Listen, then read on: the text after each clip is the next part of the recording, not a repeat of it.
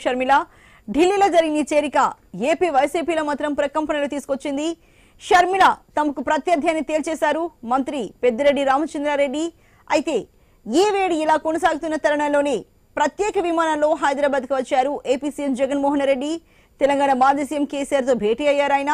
మరి ఇటీవల తుంటి ఆపరేషన్ చేయించుకున్న కేసీఆర్ ను జగన్ పరామర్శించారు. ఏకంగా ఇద్దరు నేతలు ఒక గంట పాటు సమావేశమయ్యారు. అయితే పేరుకిది పరామర్శ అయినా తెర వెనుక మర్మం ఏంటన్నది ఒక పెద్ద ప్రశ్న. చంద్రబాబును నిలువరించే రాజకీయ లక్ష్యం ఏదైనా ఉందా? సీఎం జగన్ ఏమడిగారు, కేసీఆర్ ఏం చెప్పారు అని ఆరా తీస్తున్నాయి రాజకీయ వర్గాలు. మరి ఈ దేశకు సంబంధించి మనతో మాట్లాడడానికి సిద్ధంగా ఉన్నారు డాక్టర్ నారెడ్డి తులసిరెడ్డి గారు, మాజీ ఎంపీ, ఏపీసీసీ నేత, అలాగే దూదిమెట్ల బాలరాజు గారు, బీఆర్ఎస్ నాయకులు, ఇంకా కిలారు నాగార్జున గారు, రాజకీయ విశ్లేషకులు. అందరికీ నమస్తే అండి, వెల్కమ్ టు స్టూడియో అండి. ముందుగా తులసిరెడ్డి గారు నమస్తే అండి. మరి షర్మిల చేరిక అన్నది కాంగ్రెస్ లో ఒక లైట్ వేస్తే, కాంగ్రెస్ లో ఉన్న బల్బు వెలిగితే వైఎస్ఆర్సీపీలో షాక్లు తగులుతున్నాయండి. ఎందుకండి ఇలా? మరి అది వాళ్ళు చెప్పాలా, జగన్ చెప్పాలా? అంటే వరుసగా అందరూ వెంటనే అందరూ రెస్పాండ్ అవుతున్నారు. షర్మిల మాకు ప్రత్యర్థి అని పెద్దిరెడ్డి రామచంద్రారెడ్డి లాంటి వాళ్ళు చెప్తున్నారు. కొంతమంది అసలు అంటే ఒక గుంటూరు నుంచి అయితే కొంతమంది నేతలు షర్మిల వెంట నడిచేందుకు సిద్ధంగా ఉన్నారు. ఆల్రెడీ మనకు చూసుకుంటే రామకృష్ణారెడ్డి గారు వెళ్తున్నారు. ఇంకా వాళ్ళతో పాటు కొంతమంది వెళ్ళడానికి సిద్ధంగా ఉన్నారు. మరి కొంతమంది దాన్ని తీవ్రంగా వ్యతిరేకిస్తున్న వాళ్ళు కూడా ఉన్నారు. కానీ ఏది ఏమైనా కాంగ్రెస్ చేరిక అనేది మాత్రం కాంగ్రెస్ వైపు మరొకసారి వైఎస్ఆర్సీపీ దృష్టి సారించేలా, మొత్తం అందరూ దృష్టి సారించేలా ఉంది. వైసీపీలో మాత్రం ఇది షాకుల మీద షాకులు అన్నది చాలా మంది అభివర్ణిస్తున్న మాట అండి.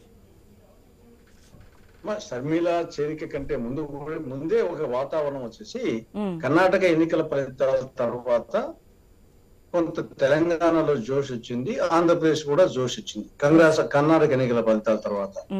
దాని తర్వాత తెలంగాణ ఎన్నికల ఫలితాల తర్వాత ఆంధ్రప్రదేశ్ కాంగ్రెస్ లో మరింత జోష్ వచ్చింది. కాబట్టి మొన్న కర్ణాటకలో కాంగ్రెస్, నిన్న తెలంగాణలో కాంగ్రెస్, రేపు ఆంధ్రప్రదేశ్ లో Congress. Why not Congress in AP అనే వాతావరణం వచ్చింది. ఈ నేపథ్యంలో అంటే ఆల్మోస్ట్ కాంగ్రెస్ పార్టీకి 2 తెలుగు రాష్ట్రాల్లో వనవాసం, అరణ్యవాసం ముగిసింది. తర్వాత వచ్చేసి పునర్వైభవం ప్రారంభమైంది. ఆ నేపథ్యంలోనే తెలంగాణలో 10 ఏళ్ల అరణ్యవాసం తర్వాత అధికారంలోకి వచ్చింది. అదే విధంగా ఆంధ్రప్రదేశ్ లో కూడా 10 ఏళ్ల వనవాసం తర్వాత అధికారంలోకి వస్తుంది అనే ఒక వాతావరణం ఏర్పడింది. మొదటి వంటి కూడా ఉభయ తెలుగు రాష్ట్రాల్లో కాంగ్రెస్ పార్టీకి కంచుకొట్టలు, జగన్ నెహ్రూ కుటుంబానికి కంచుకొట్టలు. 1977లో 42కు 41 ఎంపీ సీట్లు, 1980లో 42కు 41 ఎంపీ సీట్లు, 2004లో 2009లో ప్రధానంగా ఇక్కడ ఎక్కువ సీట్లు రావడంతోనే యూపీఏ ప్రభుత్వం వచ్చింది. కాబట్టి ఆ నేపథ్యంలో కాంగ్రెస్ ఒక డెసిషన్ తీసుకున్నది. ఈ 3 నెలలు ఉధృత ప్రచారం చేయాలి, కేంద్రంలో రాష్ట్రంలో అధికారంలోకి రావాలి. దానికోసం వచ్చేసి కాంగ్రెస్ పార్టీ సిద్ధాంతాలకు లోబడి అటు కాంగ్రెస్ పార్టీ నుండి బయటికి వచ్చిన వాళ్ళకు స్వగృహ ప్రవేశం చేసిన వాళ్ళకు వెల్కమ్ చేయాలి. అదేవిధంగా మిగతా పార్టీల నుండి కానీ న్యూట్రల్ గా ఉండే వాళ్ళకు పార్టీ సిద్ధాంతం లోబడి వస్తే వాళ్ళని హృదయపూర్వకంగా ఆహ్వానించాలని ఒక అధిష్టానం నిర్ణయం తీసుకున్నది. ఆ నేపథ్యంలో షర్మిల గారు కూడా పార్టీలో వచ్చేసి చేరడానికి సిద్ధమయ్యారు. అది ఆవిడ వచ్చేసి రాజశేఖర రెడ్డి గారి కూతురుగా, మేము ఎవరినైనా ఆహ్వానిస్తున్నాము, రాజశేఖర రెడ్డి గారి కూతురుగా ఒక నాయకురాలుగా ఆవిడ చేస్తే మరింత లాభం అని చెప్పేసి ఆవిడని ఆహ్వానించడం జరిగింది. తర్వాత ఆవిడ సేవలు ఏ విధంగా ఉపయోగించుకోవాలనేది ఈ రోజు చేరింది. కాబట్టి అధిష్టాన వర్గం ఆవిడతో మాట్లాడి ఒక జాతీయ పార్టీగా అన్ని కోణాలు ఆలోచించి ఆవిడకు గౌరవానికి తక్కువ లేకుండా, అదే విధంగా కాంగ్రెస్ పార్టీ ఓవరాల్ వ్యూహాన్ని దృష్టిలో పెట్టుకొని లోక్సభ ఎన్నికలు, జమిలీ ఎన్నికలు కాబట్టి ఓవరాల్ గా ఒక మంచి నిర్ణయం తీసుకుంటుంది. ఆవిడ గౌరవం ఇవ్వడం జరుగుతుంది. కాంగ్రెస్ శ్రేణులు అధిష్టానం తీసుకున్న నిర్ణయాన్ని శిరసావహించడం జరుగుతుంది.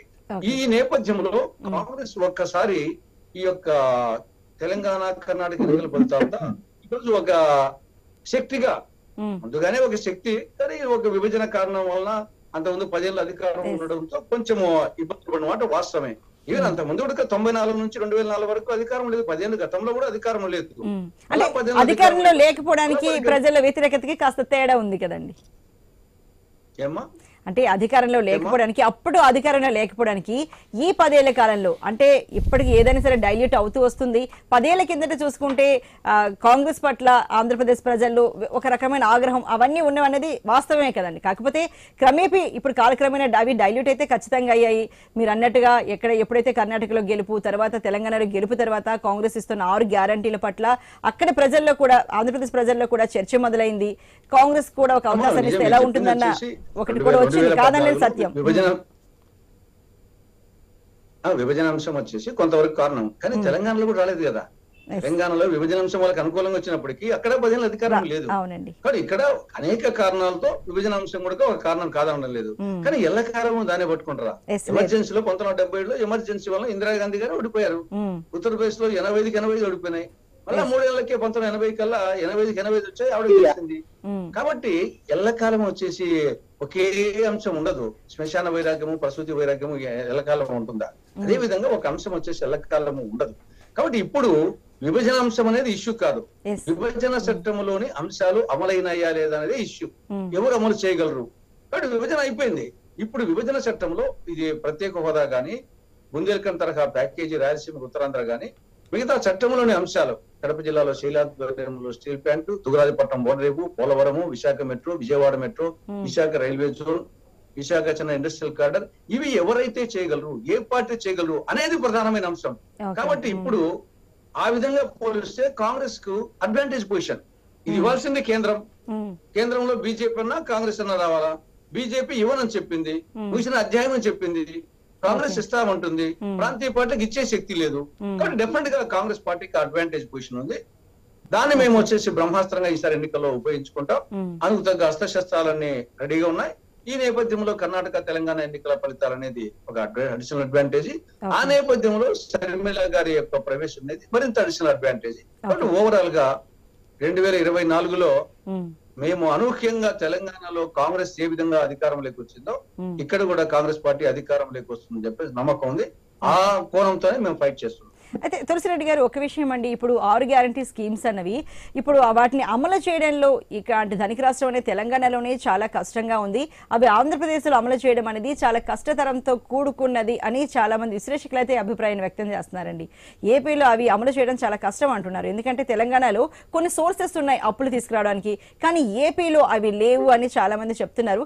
మరి ఏపీలో 6 గ్యారంటీ స్కీమ్స్ ను మేము ఖచ్చితంగా అమలు చేయగలమని ధైర్యంగా ధీమాగా ప్రజలకు ఎలా చెప్పగలనండి? ఇప్పుడు మొత్తం నవరత్నాలన్నీ కాంగ్రెస్ పేర్లు మార్చారు అంతే. నవరత్నాలు వచ్చేసి మొత్తం జలయజ్ఞం గాని, హౌసింగ్ గాని, తర్వాత వచ్చేసి ఆరోగ్యశ్రీ గాని, 108 గాని, 104 గాని, ఫీజు రింబర్స్మెంట్ గాని, స్కాలర్షిప్ గాని, ఇవన్నీ కాంగ్రెస్ పథకాలే. 2004లోనే ప్రారంభించాము. అంతకుముందు ఉచిత విద్యుత్తు, ఇవన్నీ కాంగ్రెస్ పథకాలే కదా. ఇప్పుడు వచ్చేటి కొన్ని అడిషనల్ గా వస్తాయి. ఈ అడిషనల్ గా ఈ ఎన్నికలు వచ్చేసి జమిలీ ఎన్నికలు. మొన్న కర్ణాటకకు, తెలంగాణకు ఓన్లీ అసెంబ్లీకి, ఈసారి వచ్చే ఎన్నికలు జమిలీ ఎన్నికలు, లోక్సభకు, అసెంబ్లీకి.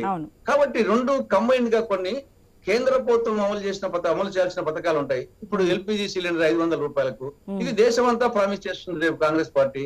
కాబట్టి ఇది ఆంధ్రప్రదేశ్ మీద బడ్డను పడదు. ఇది దేశమంతా వచ్చేసి ఆ యాంగిల్లో ఇంప్లిమెంట్ అవుతుంది. తర్వాత వచ్చేసి రైతులకు రుణమాఫీ అనేది డెఫినెట్ గా కేంద్రం వచ్చేసి సెంట్రల్ మేనిఫెస్టో పెడుతుంది, జాతీయ మేనిఫెస్టోలో. కాబట్టి అది అడిషనల్ బర్డన్ పడదు. కాబట్టి దీంట్లో జమిలీ ఎన్నికలు కాబట్టి ఇప్పుడు ప్రత్యేక హోదా ఉంది. ప్రత్యేక హోదా రాష్ట్రం మీద ఏం పడుతుంది? ఒక్క ప్రత్యేక హోదా వలన రాష్ట్ర ప్రభుత్వానికి అడిషనల్ గా వచ్చేటప్పుడు వచ్చేసి 1 పైసా అడిషనల్ బడ్జెట్ పడదు. కేంద్ర ప్రాయోజిత పథకాల కింద 90% గ్రాంట్ వస్తుంది. సెంట్రల్ విదేశీ ఆర్థిక సహాయ సంస్థల కింద వచ్చేది 100% వస్తుంది. ట్యాక్స్ బెనిఫిట్స్ వస్తాయి. కాబట్టి అదేవిధంగా రాయలసీమకు, ఉత్తరాంధ్రకు స్పెషల్ డెవలప్మెంట్ ప్యాకేజీ ఇది కేంద్రం ఇస్తుంది.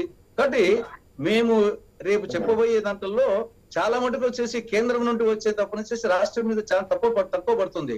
మిగతా పార్టీలకు వచ్చేసి వాళ్ళు చేయాల్సి వస్తుంది. మాకు వచ్చేసి అడిషనల్ అడ్వాంటేజ్ కేంద్రము, రాష్ట్రంలో జాతీయ పార్టీ కాబట్టి ఖచ్చితంగా మేము దృష్టిలో పెట్టుకుని, ఆర్థిక క్రమశిక్షణను దృష్టిలో పెట్టుకుని, కేంద్రము, రాష్ట్రము రెండింటిని దృష్టిలో పెట్టుకుని మేము చేస్తాం. ఖచ్చితంగా చెప్పినాక వెనుకంజ చేసే క్వశ్చనే లేదు. ఉచిత విద్యుత్ దానికి మొదటి సంతకం చేశాం. రాష్ట్ర విభజన అనేది సోనియా గాంధీ చెప్పారు, రాష్ట్ర విభజన జరిగింది. ఎన్ని అవాంతరాలు వచ్చినా కాబట్టి మాట నిలబెట్టుకోవడంలో కాంగ్రెస్ పార్టీ తర్వాత ఏమైనా అది ప్రజలకు వచ్చేసి ఆ నమ్మకం ఉంది. ఓకే, రైట్ అండి. మళ్ళీ మీ దగ్గరికి వస్తామండి. మరి మనతో పాటు ఉన్నారు రాజకీయ విశ్లేషకులు కిలారి నాగార్జున గారు.